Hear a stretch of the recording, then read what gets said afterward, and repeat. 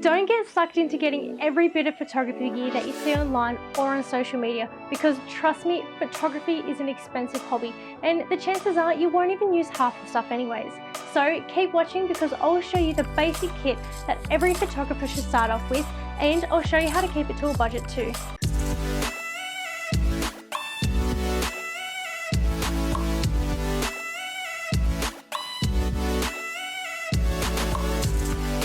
Hey everyone, and welcome back to my YouTube channel.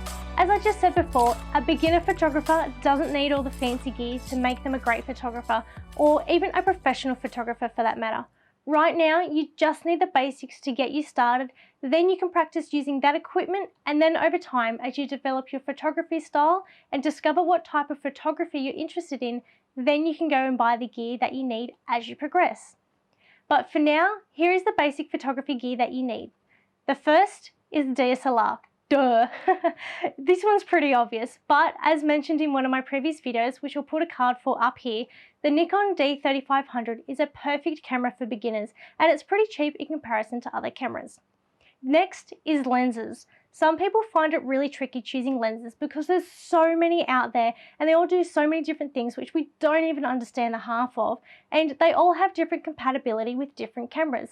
And not to mention, the price range is from expensive to stupid ridiculous expensive. With this in mind, and knowing that as a first-time photographer you'll probably have a limited knowledge about lenses, I highly recommend buying a DSLR kit. So this is a kit which generally comes with the camera and two lenses. So they'll be your standard 18 to 55mm lens and your 70 to 300mm lens. I got my D3400 as a kit 4 years ago from Harvey Norman for about $600. But if you want to swap out a lens for a particular one that they stock, I'm sure you'd be able to swap it and get a price adjustment, because my mum did something similar with her D5600. Today you can get a D3500 kit for about $900. Now, I know that's pretty expensive, but for what you get inside the kit, it's a really good deal, so I say it's worth it. The next thing you need is batteries. Normally, if you're going to buy a camera and a lens kit, or even a camera on its own, it'll come with just the one battery. However, I think I saw a little while ago a D5600 kit that came with two batteries. For now, while you're starting out, you should be fine with just the one battery, because they last for a while. But the only downside is, once it's flat, you'll need to charge it and you can't swap it out with another battery to keep shooting. To be honest though, I never had this issue when I first started out, but if you want a second battery, it's about $78 for a Nikon branded one or $48 for a non-branded one. But be aware that after a few years of having these batteries, I'm now noticing that the Nikon branded batteries last much longer than the non-branded ones, as the non-branded ones won't even hold their charge properly anymore. So I think I need to chuck these out, but just keep that in mind. You'll also need SD cards. I recommend having two smaller SD cards instead of one large one. That way you'll have a backup in case something goes wrong. Even if you have two 16 gig or even 32 gig cards, that should be plenty enough. But it's a good idea to get good quality SD cards like SanDisk. I've had other non-branded types of cards and they're just sketchy as. SanDisk also offers what's called the Ultra and the Extreme versions. This basically means the read and write speed. So for example, if you're using continuous shooting, your camera might take some time at the end to process all the photos onto the SD card. So using the Extreme will process it a bit faster, but I never really noticed the difference, to be honest. And again, for when you're taking photos off your SD card, it might be a little bit faster or slower depending on the card you have. A 32 Extreme SanDisk SD card will cost you about $24 and the Ultra will cost you about $14, just to show you the price comparison between the Extreme and the Ultra. Now, filters are optional. When I first got my camera, the very first thing I bought was UV filters to protect my lenses in case I ever dropped or scratched them. These were just the clear ones, not the tinted. I got the cheap Inca brand from Harvey Norman for about $10. Other than that, I don't think you'll need filters just yet, at least while you're figuring out what you like to shoot.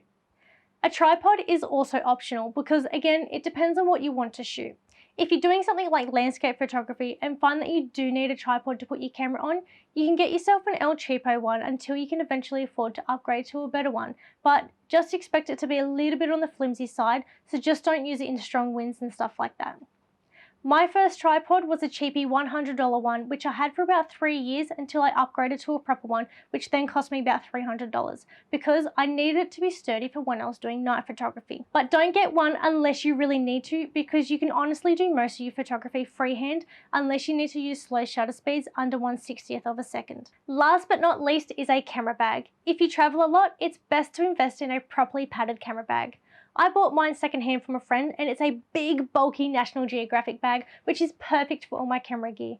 Before that, I had a cheap one that I got from Harvey Norman. I must really like Harvey Norman, I swear I'm not sponsored. Anyways, I ended up upgrading from that one once I started to get more camera gear. So this is pretty much all you need to get started with photography. And like I said, once you discover what style of photography you like, you can then go and buy the gear as you need it. The total cost for all this gear that I mentioned today is $1,098. But before you tell me where to go, don't forget that you don't have to get all this stuff brand new. I'm sure that you can find someone selling their old cameras or lenses or photography bags or tripods, etc. The only thing though is I'd buy the batteries and the SD cards brand new. That way you'll know they definitely work, and maybe even your camera too if you like the idea of having a warranty. Well, that's pretty much it from me today, guys. I hope you found this video useful. If you did, please like and share with your friends, and I shall see you all next Wednesday. Bye! Why do you smell like I know it's pretty expensive, but for what you get inside the kit, I think it's a good deal, and I say it's totally worth it.